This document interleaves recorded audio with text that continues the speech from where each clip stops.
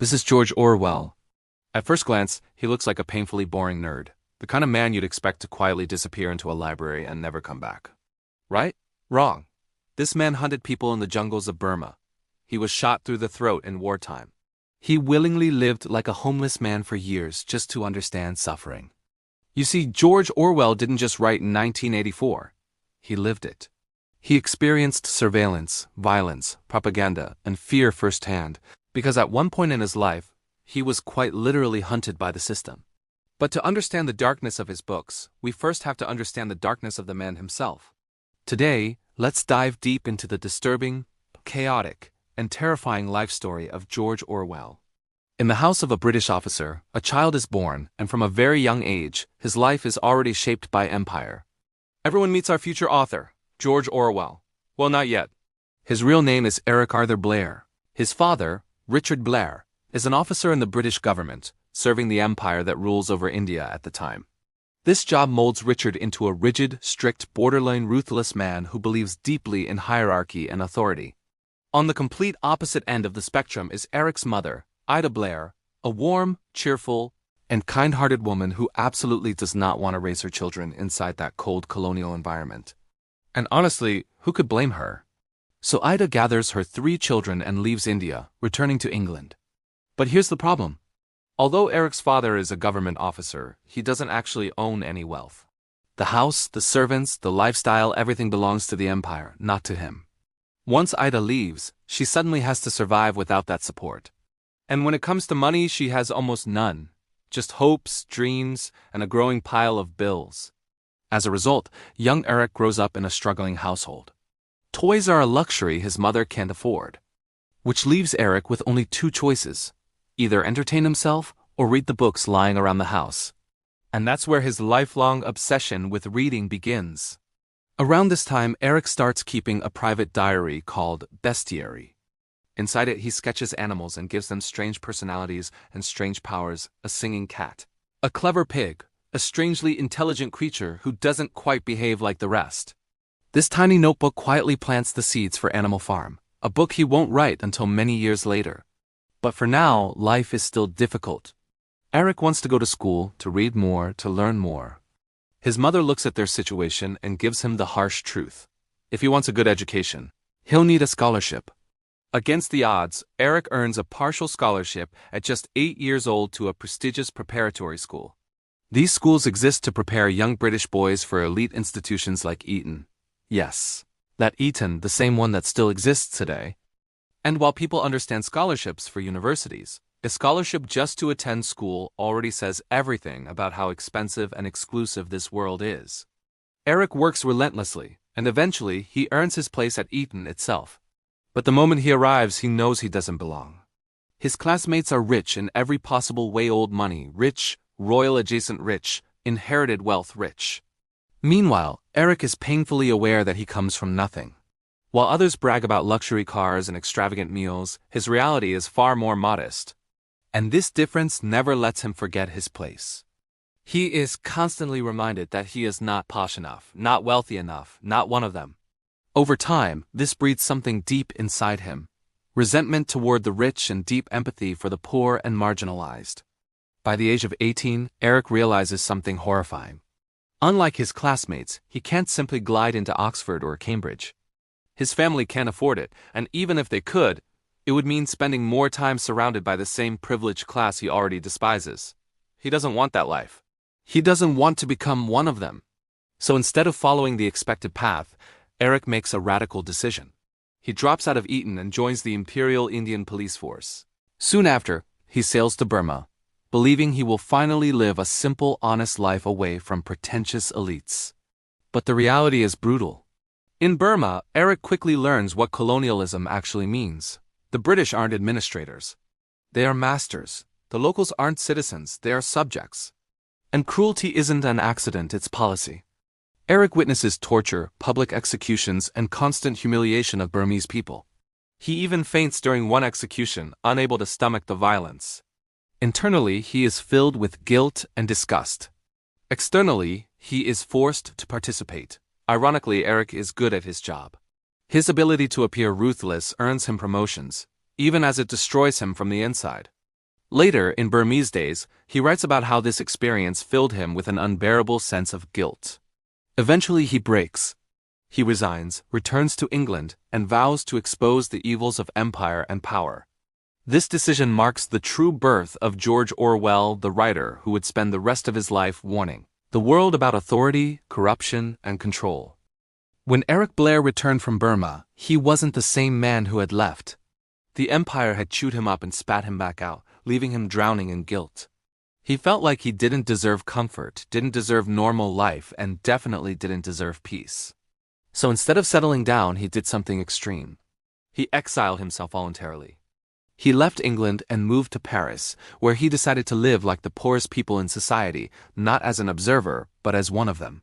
In Paris, Eric lived like a full-time homeless NPC. He washed dishes in grimy kitchens for pennies, slept in alleyways, and survived on scraps. Sometimes he intentionally pretended to be a French alcoholic just to gain entry into shelters. He wanted to experience poverty at its absolute worst, not from a safe distance, but from inside the misery itself. Every humiliation, every hunger pang, every cold night was carefully absorbed and written down. These experiences would later become his first major book, Down and Out in Paris and London. When it came time to publish this book, Eric made a decision that would define his legacy. He chose a pen name. Writing openly about poverty, class cruelty, and English society was considered borderline treasonous. So Eric Blair became George Orwell. The name sounded ordinary, almost forgettable, which was exactly the point. Orwell wasn't trying to stand out, he was trying to tell uncomfortable truths without being silenced immediately. Around this time, George met Eileen O'Shaughnessy, a sharp, intelligent, well-educated woman and a talented writer in her own right. They married in 1936, and Eileen quickly became his closest companion, editor, and intellectual equal. Many scholars believe she contributed heavily to Orwell's work, including the most famous line from Animal Farm, "All animals are equal, but some animals are more equal than others." But history rarely gives her the credit she deserves. Only months into their marriage, another disaster erupted. Spain collapsed into chaos with the outbreak of the Spanish Civil War.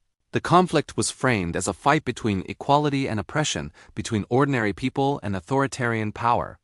Naturally, Orwell felt compelled to act. He didn't just want to write about injustice, he wanted to fight it.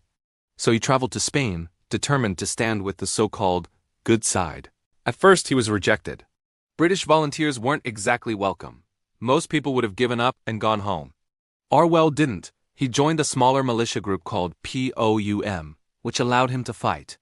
For the first time, he felt like he was on the right side of history. He trained, geared up, and marched into battle, convinced he was finally doing something meaningful. That confidence lasted about 5 minutes. Orwell was shot almost immediately by a sniper. The bullet tore straight through his throat, narrowly missing vital arteries.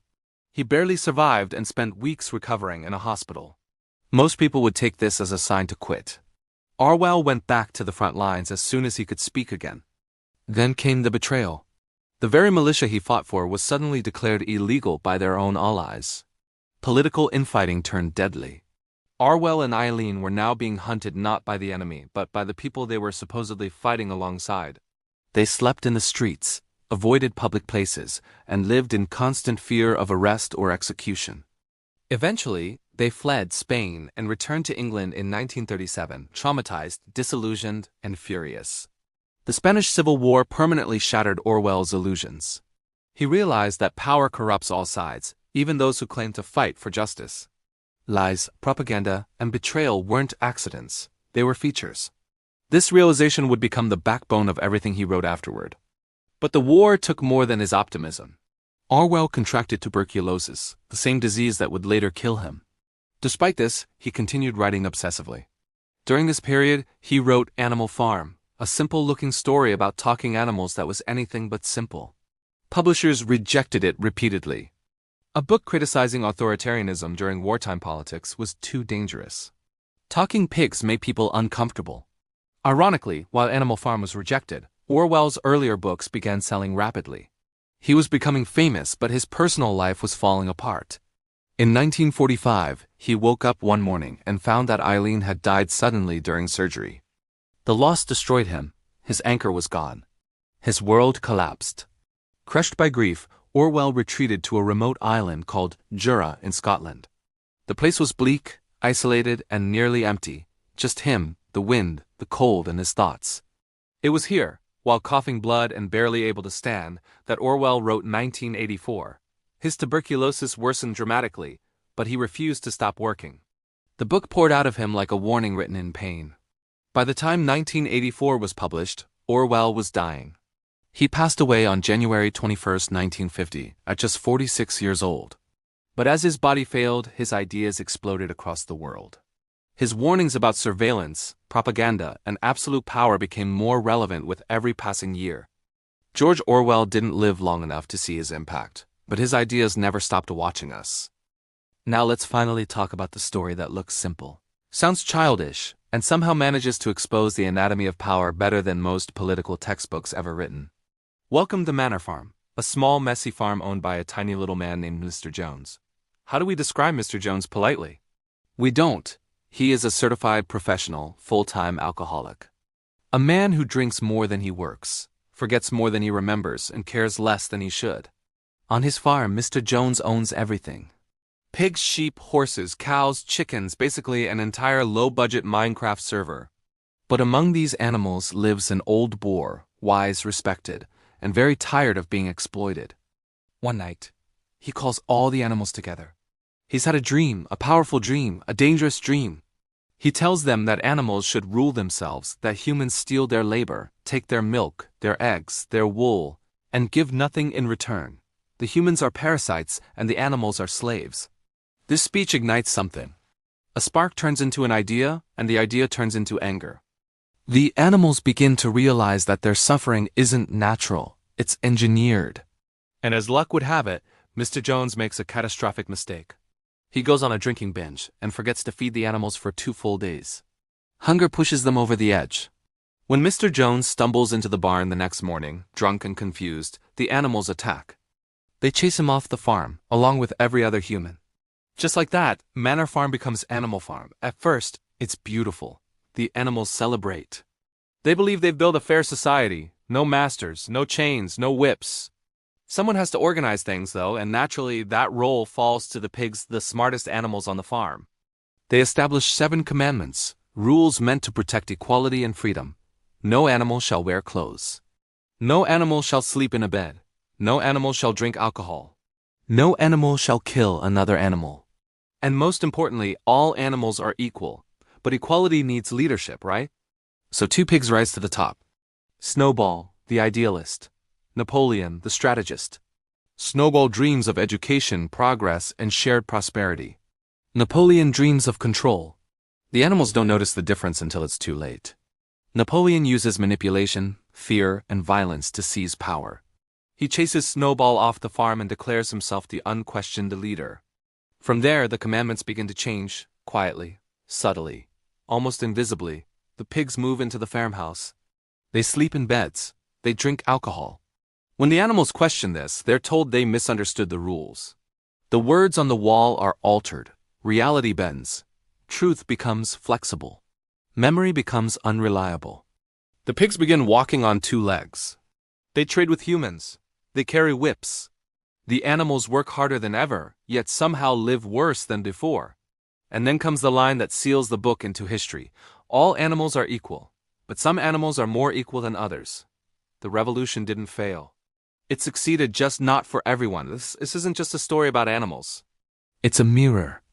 Orwell wrote Animal Farm to show how revolutions are hijacked, how power rewrites morality, and how ordinary people are convinced to accept their own exploitation. And he didn't stop there. In 1984, Orwell goes even deeper. If Animal Farm is about how power is taken, 1984 is about how power is maintained. The world of 1984 is one of constant surveillance, endless war, and controlled language. Big Brother doesn't just watch people, he reshapes how they think. History is rewritten daily. Truth is whatever the party says it is. Freedom isn't illegal. It's unimaginable. The terrifying thing about 1984 isn't that it's unrealistic. It's that it feels familiar. Orwell didn't invent these ideas. He witnessed them in Burma, in Spain, in propaganda offices, in governments that claim to protect people while crushing them. His entire life was a slow education in how systems lie and how easily humans obey. George Orwell didn't live long enough to see how accurate his warnings would become. He died young, sick, exhausted, and uncertain of his own legacy. But the world caught up to him. Surveillance cameras, disinformation, manipulated language, manufactured enemies. He saw it all coming. Orwell's genius wasn't predicting the future. It was recognizing patterns. He understood that power doesn't need cruelty alone, it needs consent. It needs people to stop questioning, stop remembering, and stop caring.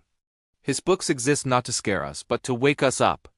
Because Orwell knew something terrifyingly simple. Tyranny doesn't arrive screaming, it arrives smiling, promising safety, promising equality, promising order. And by the time people realize the cost, it's already too late. So read Animal Farm, read 1984, not as fiction, but as instruction manuals written in reverse. Because George Orwell wasn't trying to entertain you. He was trying to warn you.